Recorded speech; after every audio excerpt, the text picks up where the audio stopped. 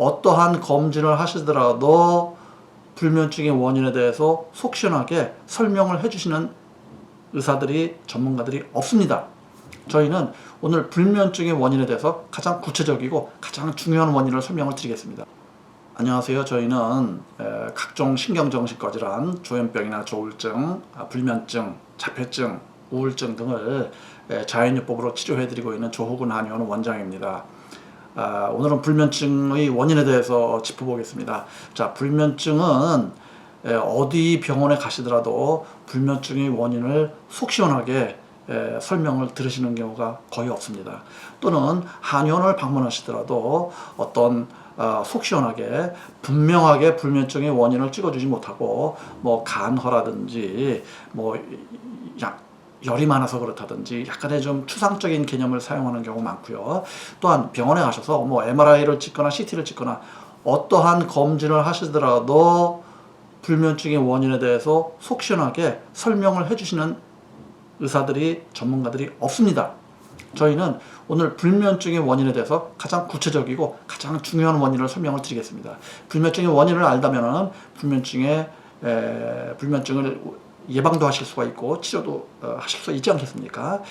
구체적인 불면증의 원인이 무엇인지 아마 그 동영상을 시청하시는 대부분의 환자분들께서 전혀 생각하지 못했으면서 전혀 설명 듣지 못했으면서 그럼에도 불구하고 가장 중요한 불면증의 원인을 지금부터 설명드리도록 하겠습니다. 자, 불면증의 원인을 우리가 이해하기 위해서 우리가 신경세포, 우리가 그 신경회로, 우리 머릿속에 뇌 속에 있는 신경세포의 기능에 대해서 우선 간단히 말씀드리도록 하겠습니다. 지금 이것은 신경세포의 신경막의 상태를 보여주고 있는 그림인데요. 우리가 이 신경세포에는 여러분들이 잘 아시겠지만 전해질 기능이 중요합니다. 우리가 신경 신호가 전달되기 위해서 우리가 무슨 생각을 한다든지 무슨 상상을 한다든지 어떤 결심을 한다든지 뭐 연구를 한다든지 공부한다든지 하는 것은 전부 이 신경회로의 흐름이거든요. 또 잠자는 것도 마찬가지입니다. 잠자는 상태로 들어가기 위해서는 어떤 신경회로의 기능이 그에 맞게 적응을 해서 변화가 있으셔야지 이렇게 이제 잠을 잘 주무실 수 있는 거 아니겠습니까? 신경세포의 작용에서 가장 중요한 것이 세포막 기능입니다. 이 세포막 기능이라고 하는 것은 우리가 이 전문가분들이 이제 생리학이나 이런 데서 가장 뭐 배우는 부분이라서 잘 아시겠지만 일반 환자분들을 위해서 간단히 설명드리겠습니다. 지금 이것은 이제 신경세포막을 보여주고 있습니다. 이것은 아웃사이드 셀, 신경세포의 외부가 되는 것이고 인사이드 셀은 요거는 이제 신경세포의 내부가 되는 것이죠. 그래서 이 신경세포의 내부와 외부를 이렇게 신경세포막이 이렇게 이제 구분을 짓고 있는 것이죠. 경계를 해주고 있는 것인데 이 신경세포막에서는 신경세포막에 작용하는 가장 중요한 것들이 우리가 전해질이라고 알고 있는 이러한 것들입니다. 우리가 전해질이라고 하는 것은 뭐 나트륨도 있을 수가 있고 칼륨도 있을 수가 있고 또 뭐 칼슘도 있을 수가 있고 여러 가지 있는데요. 지금 여기서 이제 나트륨과 칼륨 주로 이제 지금 설명이 되고 있습니다. 자, 이 신경세포의 전해질이라고 하는 것은 신경세포막을 중심으로 이렇게 출입을 하게 됩니다. 이렇게 뭐 나가기도 하고 신경세포 밖으로 또는 신경세포 안으로 이와 같이 들어오기도 하고 신경세포가 어떠한 모드로 작용하느냐, 어떠한 흥분된 상태로 작용하느냐 또는 뭐 안정된 상태로 작용하느냐에 따라 가지고 이 신경세포의 전해질 흐름이 많이 바뀌게 됩니다. 그래서 이런 것을 말씀드린 대로 활동전이라고 하기도 하고 이 신경세포막의 전위차가 발생하게 되는 것이죠. 이 신경세포의 그 전해질의 흐름의 차이에 따라 가지고 자 이와 같이 이 나트륨 이온이 있지 않습니까? 또 칼륨 이온이 있지 않습니까? 이 나트륨과 칼륨 이온이 세포 내에서 밖으로 세포 밖에서 내부로 이렇게 유연하게 이동을 함으로써 이 신경세포의 전위 차이가 이와 같이 발생하는 것이죠. 전위 차이가 이렇게 쉬고 있을 때는 이와 같은 전위 차이가 되고 또 어떤 활동을 하고자 할 때는 이와 같이 전위 차이가 있는 것이고 신경 내부와 외부에 이와 같이 전위 차이가 발생함으로 인해서 우리의 신경세포는 건강하게 작동을 하고 있는 것이다. 우리가 이것은 이제 신경세포가 어떤 경우는 흥분되는 경우가 있고 어떤 경우는 이제 이 신경세포가 좀 안정된다 그럴까요? 약간 마이너스 절구로, 그러니까 안정되거나 흥분이 가라앉거나 편안해지는 이러한 신경세포의 기능이 작용하는 경우, 이러한 경우는 우리가 수면과 연관이 많이 된다고 할 수가 있겠습니다. 자, 이와 같이 신경세포가 흥분되는 경우에는 우리가 어떤 생각을 하거나 어떤 액션을 취하거나 우리가 어떤 활발히 신경세포를 이용해서 뭐 분노를 한다든지, 이와 같이 경우는 신경세포가 흥분되는 것이겠죠. 자, 이와 같이 신경세포가 안정되는 기능은 무엇입니까? 우리가 수면을 한다든지, 또는 편안한 상태에서 명상을 한다든지, 또는 편안한 상태에서 뭐 쉰다든지 할 때 이러한 신경세포가 안정되는 요 기능이 원활하게 돼야지 중요하지 않겠습니까? 다시 말씀드리면은 신경세포가 흥분될 때는 적절하게 흥분돼서 활동을 잘 해야 되고, 안정될 때는 적절히 안정을 해가지고 또 편안하게 쉬게끔 돼야지 우리가 수면을 잘 할 수가 있는 것입니다. 그런데 이와 같은 모드, 우리가 흥분 모드와 안정 모드에는 전부 지금 이와 같이 우리가 전해질이 굉장히 중요하게 작용을 하고 있는 것입니다. 지금 여기 전해질 전부 다 보이시죠? 자, 이와 같이 인체의 전해질은 굉장히 신경세포의 기능에 중요하고, 신경세포의 기능을 정상적으로 유지하는 데 몹시 중요하다. 이와 같은 것을 저희가 말씀드릴 수가 있겠습니다. 그러면 여기서 저희 한의원에서 현재 지금 치료를 받고 계시는 60대 중반 정도의 남성 환자분의 예를 살펴보실 텐데요. 이 환자분은 어떻게 뭐 수면제를 드시더라도 뭐 잠이 별로 효과가 없고, 잠을 잘 자는 효과가 없고, 잠자는 그 수면 시간이 하루에 2-3시간밖에 되지가 못한다. 그래서 요즘에는 수면제를 먹지 않고 잠을 자고 있는데, 뭐 하루에 2시간 겨우 자는 정도에 머무르고 더 이상은 잠을 못 자고 있다. 이러한 말씀을 저희에게 주셨는데요. 자, 그러면은 어떻게 치료를 하셔야지 올바르게 치료하실 수가 있고, 수면제에 의지하지 않고 자연스러운 상태를 개선하시고 잠을 잘 주무실 수 있는지 지금부터 살펴보도록 하겠습니다. 이 그림은 이 환자분의 복진도 그림입니다. 우리가 복진도라고 하는 것은 환자분의 복부를 앞진, 타진, 시진, 망진, 촉진 등 의사의 손끝으로 이 환자분의 복부를 우리가 진찰을 해보는 건데요.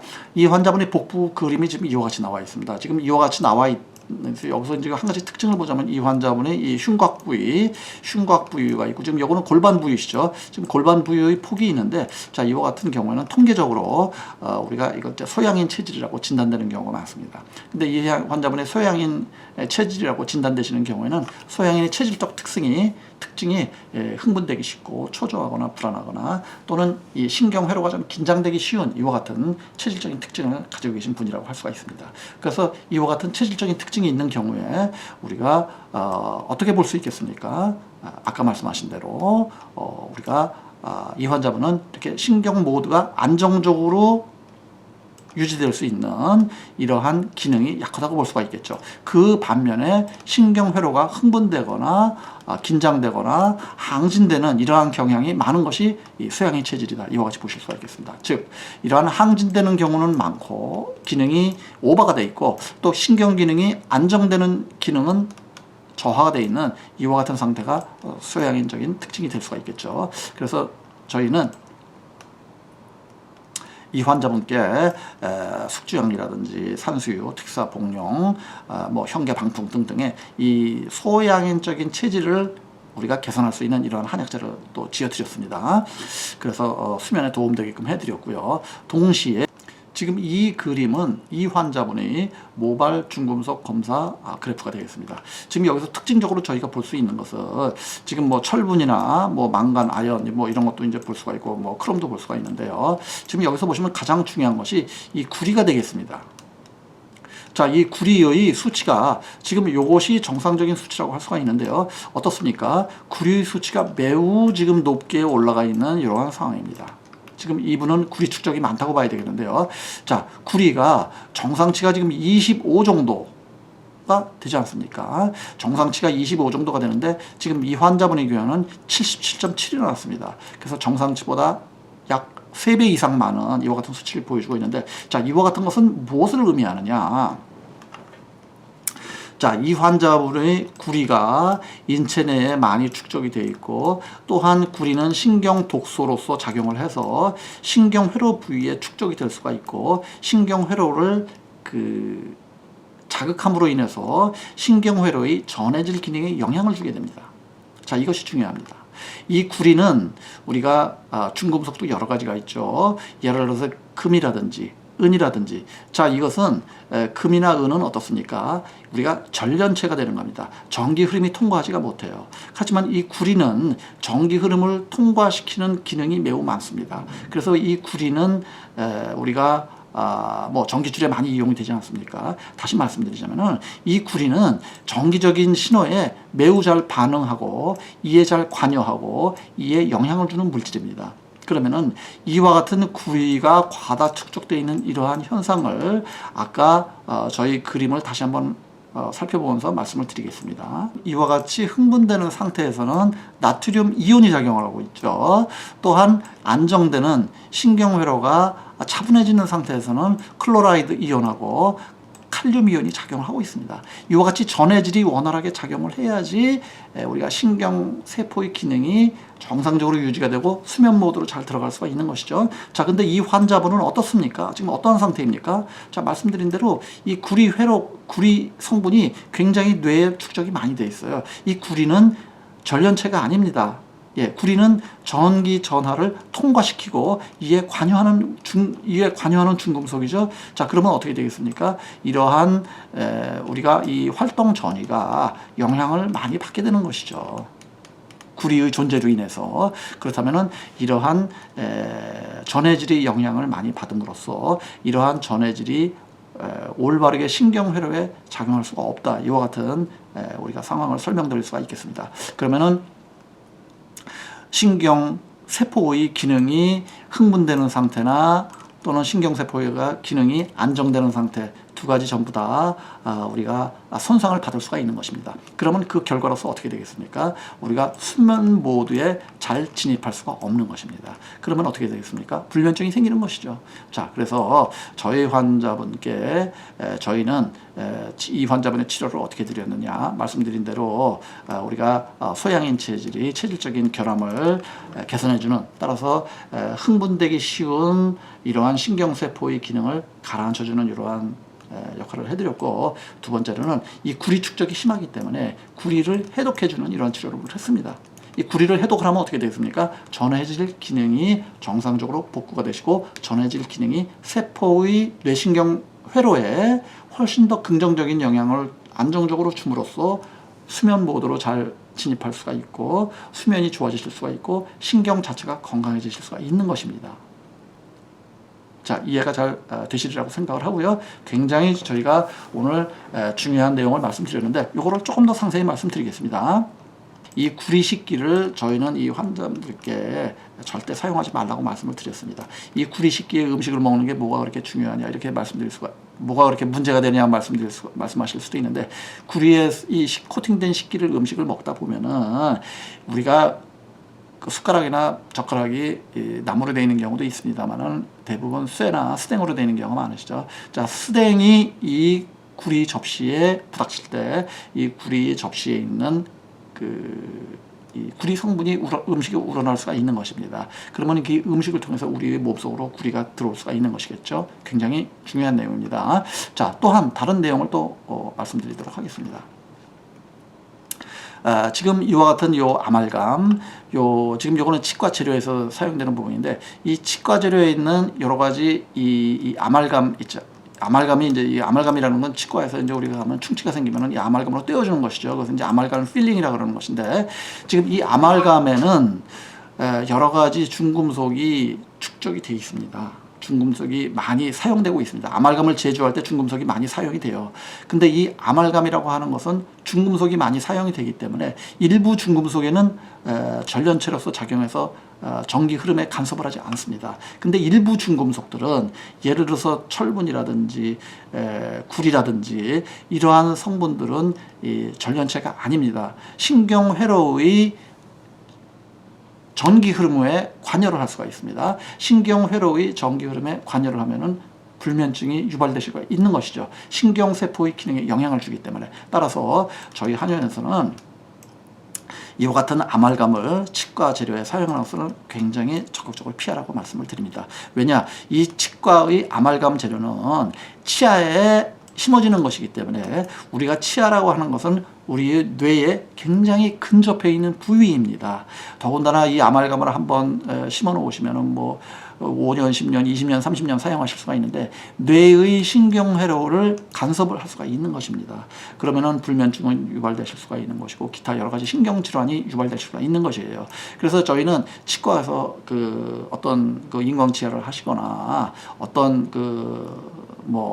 치아를 떼오시거나 할 때 이 아말감은 절대 쓰지 말아라 이런 것을 환자분들께 간곡히 또 부탁을 드리고 있습니다. 또한 아말감 이외에도 우리가 지금 아말감 대신에 우리가 어떤 것을 쓰면 좋겠습니까? 이것은 지금 아말감 대신에 다른 걸로 지금 치아를 떼온 것인 건데요. 레진이라든지 도자기라든지 뭐 지르코니아라든지 이런 걸로 치아를 떼우신다면 훨씬 더 안전하게 떼우실 수가 있는 것이죠. 즉 이와 같이 비금속성적인 물질을 사용함으로써 우리는 신경회로를 건강하게 하는데 상당히 도움이 되는 것입니다. 왜냐? 이러한 것은 비금속성이기 때문에 지르코니아나 도자기나 전부 금속이 아닌 것이거든요. 이러한 것은 비금속성 물질이기 때문에 신경회로에 가까이 두더라도 신경회로의 정기회로를 방해하거나 간섭을 주거나 영향을 주지 않습니다. 즉 우리의 신경회로가 온전하게 보존이 되실 수가 있는 것이죠. 하지만은 이와 같은 아말감이나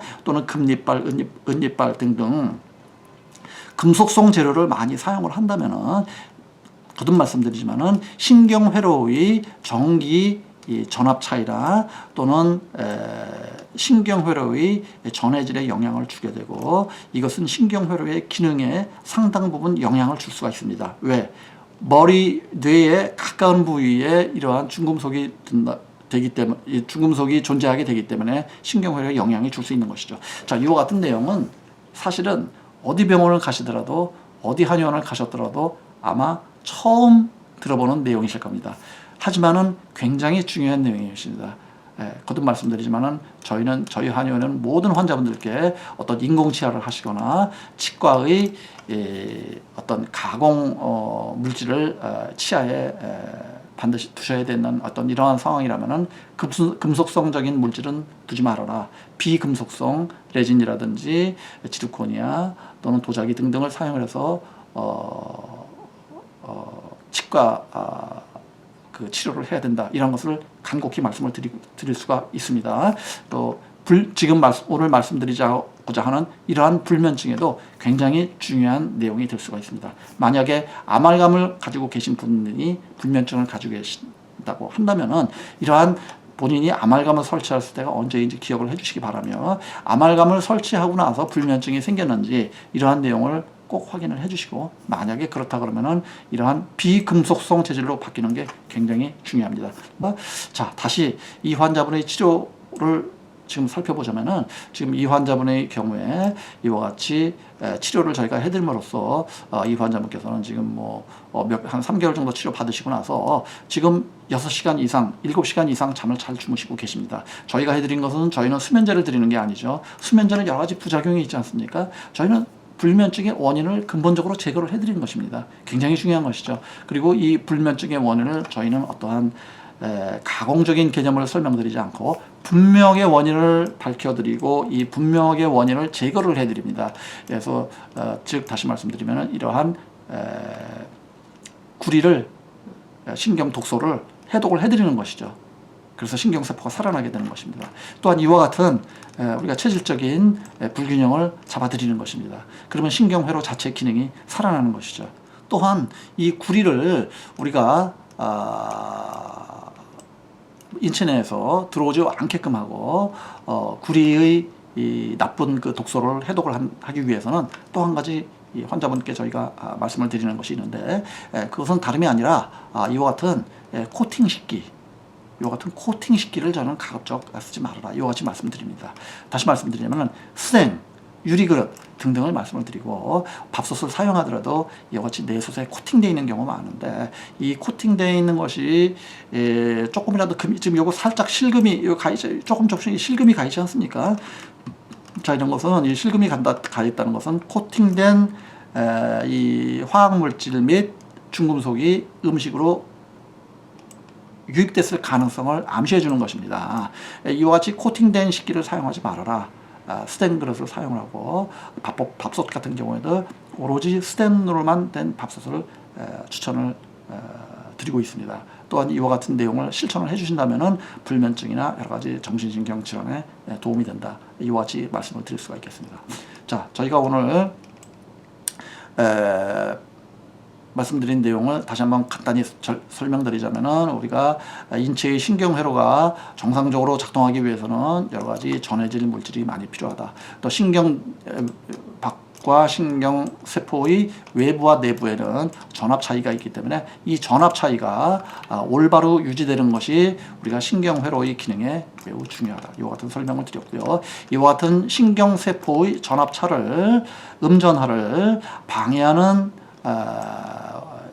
것이 있는데 이러한 것으로 인해서 불면증의 원인이 올 수가 있다. 그래서 그 중에 모발 검사를 통해서 이와 같이 구리 성분으로 인해서 신경세포와 밖의 전압 차이가 유지될 수 없고 신경세포의 활동 전이에 악영향을 줌으로써 신경세포의 기능을 나쁘게 한다. 따라서 구리를 배출해야 된다. 따라서 그러기 위해서는 우리가 치과 치료를 할 때 매우 주의할 필요가 있다. 매우 중요한 내용입니다. 가장 중요한 내용이라고 말씀드릴 수가 있겠습니다. 자, 그 다음에 이러한 놋그릇을 사용하시거나 이러한 것은 좋은 식습관이 아니다. 이와 같은 말씀을 드렸고, 그 다음에 이와 같이 코팅 식기를 사용하는 것, 코팅된 이러한 식기에 음식을 보관하는 것 역시 좋은 습관이 아니다. 스텐 용기나 유리 그릇이 매우 중요하다. 자, 저희가 이 환자분을 치료해드리면서 또 환자분들께서 또는 불면증이 뭐 심하지는 않지만 조금씩이라도 있는 분들이라면은 알고 계셔야 될 내용 몇 가지를 간단히 소개해드렸고요. 이와 같은 내용은 사실 불면증을 지니고 계신 분들이라면은 반드시 알고 계셔야 될 중요한 내용이라는 점을 다시 한번 강조해서 말씀을 드리고 싶습니다. 감사합니다. 자, 제가 지금까지 말씀드린 내용을 잘 들어보셨습니까? 저희가 말씀드리는 내용은 아마 다른 병원이나 다른 한의원 등에서도 전혀 들어보지 못했던 처음 듣는 내용이실 텐데요. 자, 굉장히 중요한 내용입니다. 굉장히 중요한 내용이고요. 환자분들께서 꼭 실천을 해주시기를 저희가 부탁을 드리겠습니다. 저희 한의원은 불면증뿐 아니라 난치성인 조현병이나 조울증이나 뭐 우울증이나 강박증 등등 자폐증이나 아스퍼거 증후군, 자폐 스펙트럼 등을 자연요법으로 치료해드리고 있는데요. 그 치료해드리는 기전은 저희는 신경회로나 신경세포의 기능을 정상화함으로써 이러한 난치성의 정신신경과 질환들을 자연요법으로 잘 치료해드리고 있습니다. 끝까지 시청해주신 여러분께 감사드리겠습니다. 고맙습니다.